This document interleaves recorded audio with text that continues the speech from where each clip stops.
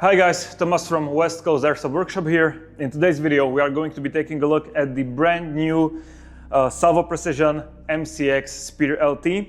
I got this gun around, I would say 2 or 3 months back, ran some games with it already, and we are going to take a look over the externals, internals, and how it performed and what are my experiences with it so far. So starting off, which model did I pick and why? I have the Spear LT in the 11.5 inch version in the FDE color. So starting off from the back, you have a foldable stock which pulls up and you just fold it to the side. Now going to unfold it, you just take it and you just slam it like so. Going to the upper receiver at the top, I have a Vortex UH1 copy. Underneath there, I have a GBRS riser for it. At the front, I have ColibriWorks battery holder for the optic itself. At the front, I have a Surefire M600 copy and a PEC 15. I just have a basic suppressor which acts as an amplifier, and I run it with Guns Modify V3.5 mags and also with Salvo Precision mags. So let's go straight into it. Starting off with the performance. How was I happy so far? I ran it, I would say, coldest in around 10 to 15 degrees Celsius. It had no problems with cycling at all because the bolt is extremely light. So the gas efficiency on this one is absolutely wonderful. We'll go over that a bit later on in the video. Going to the accuracy, we will now go to the range. All right, so going from the bench, we are going to shoot a few shots down the range. We are going to be shooting with 1 Salvo Precision original mag and 2 Guns Modify V3.5 mags. Both are filled with ASG green gas. The outside temperature is around 20 to 25 degrees, and we are going to be shooting with 0.3 gram BLS BBs. The distances are going to be 15 meters at first, then we are going to step it up to 30 and then 50 meters, all right? So let's go straight into it. First of all, we'll start with the Salvo Precision Stanag, all right? So I have everything set up and let's shoot it, okay? So first of all, we are going to start at 15 meters. So hit.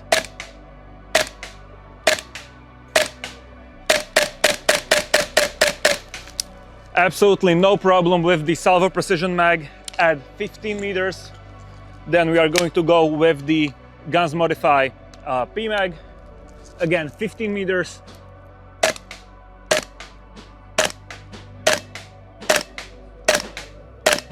Again, no problem. Next up, we are going to step it up to 30 meters, which is the red canister at the back. Hit.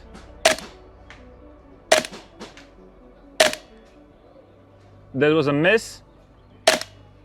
Hit.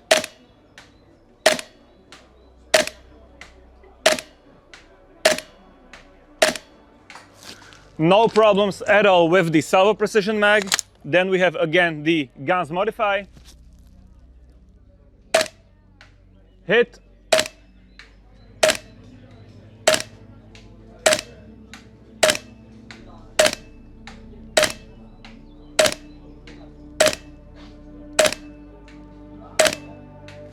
And again, just one single miss.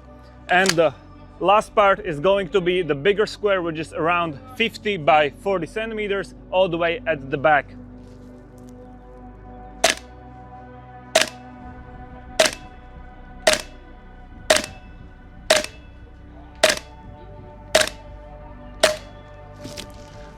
Locked back on empty. Again, going back to the Guns Modify PMag, drop the bolt.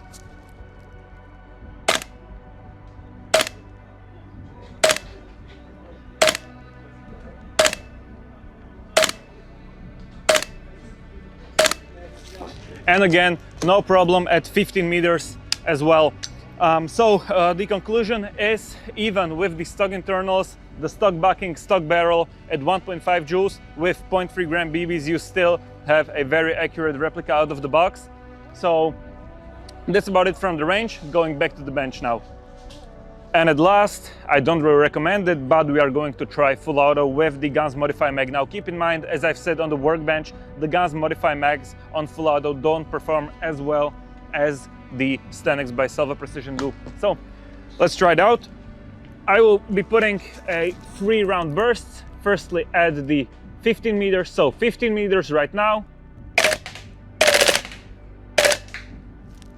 Now stepping it up to 30 meters.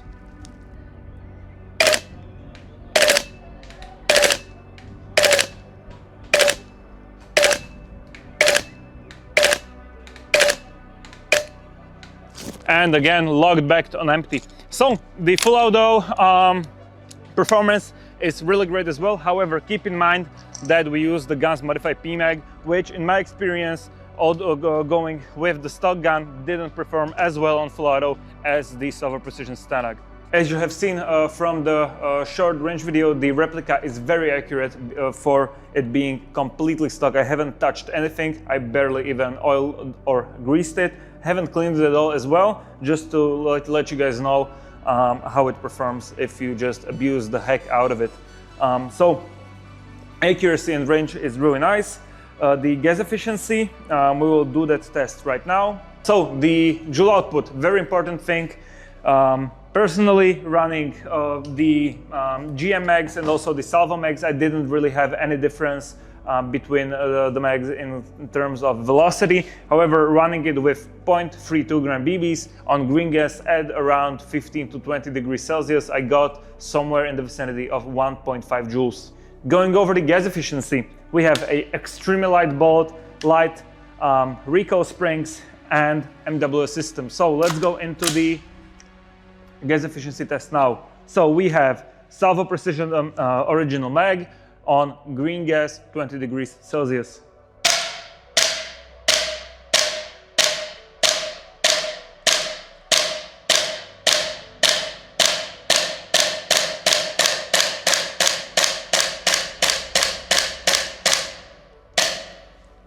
No problem. A little bit of full auto. No problem as well. Log back.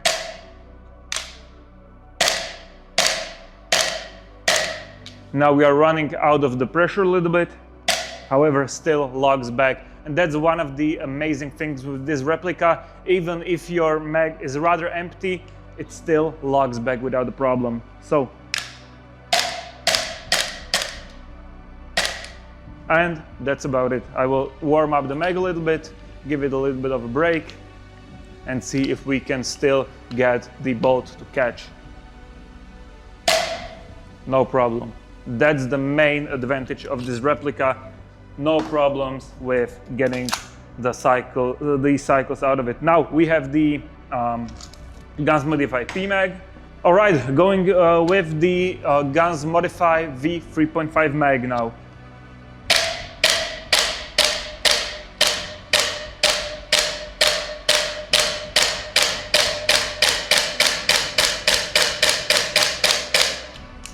A little bit of full auto,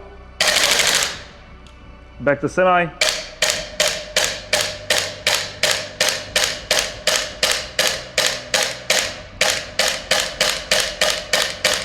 We are running out of pressure again. However, still we are getting a bolt catch. Again, a little bit of problems towards the end. Hit it up a little bit. No problem. Absolutely wonderful. Now, going over the externals, the stock has absolutely amazing color. However, the body for me just isn't it. It doesn't look as well as the APFG or the VFC spears and doesn't go near the Toxicant. The body is pretty much the same as you have with the Noveskian 4 or the Ghetto Blaster. The color on there is painted, it isn't cerakoted or anything like the stock is. So the color, so sometimes, as you can see from this scratch over here, the paint can get scratched and it just doesn't look that good. It is a bit, I would say, on the more glossy side, and the upper and lower don't wobble at all, and the pin and the rear pin is rather, it isn't very tight. You can push it out just with your fingers. As you can see, they don't use a punch or anything, and I can disassemble the replica without a problem. So the tolerances on the upper/lower parts are really nice. However, what I was a little bit frustrated about was the stock. Coming from the box, it was really nice and sturdy. However, after a few games, as you can see, it got really wobbly. Now, where is this issue coming from?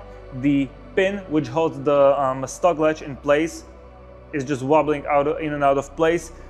It might be just a thing that I have to screw it in a little bit more. However, I don't think so. So that's about the stock. The stock gets really wobbly. Second thing is the outer barrel. After around, I would say, 1,000 to 2,000 shots, the outer barrel got rather wobbly. As you can see, I can just move the whole thing. If I remove the suppressor, the whole outer barrel just wobbles. It isn't anything absolutely horrible. However, I think that it is a good thing to mention that the barrel just gets loose.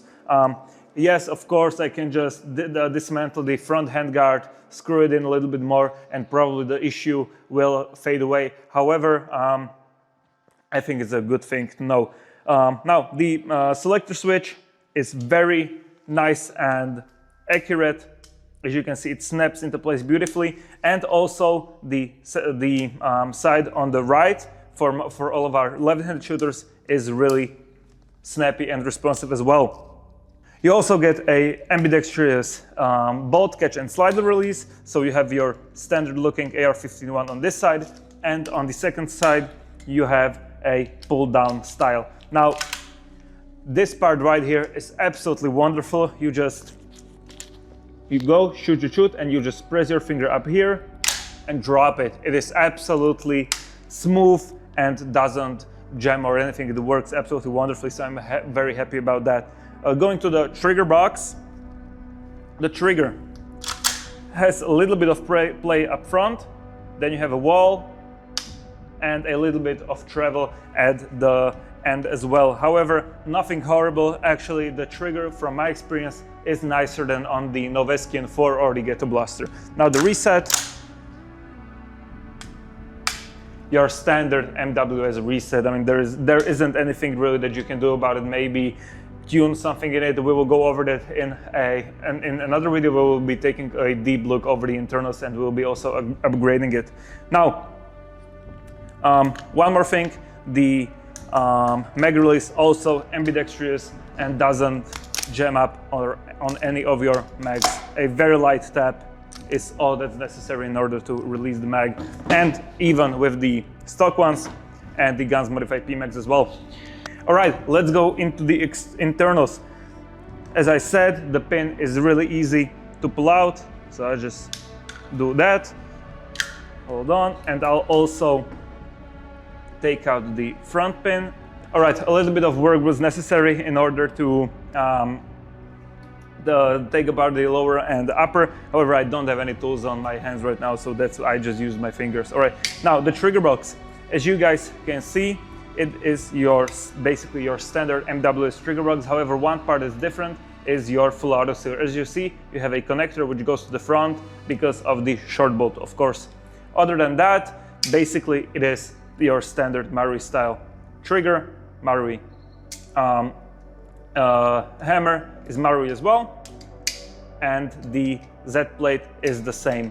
All right, the Z plate actually, as you guys might have seen from the IWA video, is your standard one, and it is a little bit upgraded in a sense that it has all of the benefits that, for instance, the Bowtech or the what's the other company, or Angry Gun or any of those, or Guns Modify has. All right, so that's about the trigger box.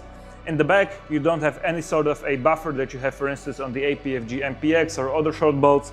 It just doesn't have one. All right, we'll be probably making some sort of a buffer in order to increase the response and also the RPS of the gun. Going over the bolt itself, of course, it is a short bolt variant, so no buffer tube at the end. The way it works, you have two guide rods at the top with two bushings which roll on top of the receiver. And it is basically what I just said. Nothing special over here, just your standard short bolt setup. Actually, the nozzle, which I was surprised about, is completely MARI MWS compatible, so you can just throw in your Angry Gun ones, your Guns Modified ones, which I will be putting in mine as well. However, the stock one so far worked for me flawlessly. As you can see, returns without any problems, and I haven't really lubed it at all, just maybe a few drops of silicone oil. So that's as far as the bolt carrier goes. Will you be able to get a new one? I don't know, you have to really contact the guys at SALVO Precision. So, next up, the hop-up. I was very surprised about that we have an upgraded backing out of the box. Well, not necessarily upgraded, but we have a different backing than your standard bridged backings. It is, I would say, from looking at it, it looks a little bit like a hybrid between your diamond maple leaf ones and the new 4U80 backing. For me, it worked flawlessly, absolutely wonderfully, and I am very happy about this change. The charging handle doesn't have any notches on the top, so I just place it in and no need to put it a little bit more up and then back in. All right, you just take it, hop, slide it in. All right. The whole hop-up chamber and the hop-up assembly is completely MARI MWS compatible as well. Nothing proprietary inside this part. So as far as upgrades go, what we can upgrade on this replica? We can upgrade the nozzle, probably also the recoil springs for instance, when you are going to be playing it in really cold temperatures. Then we can upgrade some parts out of the trigger box, however, not the full auto sear, but personally, I don't see any problem with having the stock one. Maybe just some fine-tuning on the trigger is necessary. The hop-up chamber, slap in, for instance, the Stalker Morpheus barrel, which is absolutely wonderful, combined with the Sniper Mechanics Flamingo backing, which I've had very great experiences with, and so with the other setups that I've built. So, what is my conclusion? Is it worth it? Is it not worth it? That really depends. Is it worth it for me? Personally, after looking at how the replica looks, I would maybe option for the APFG one. Why exactly? Nice externals. That's about it.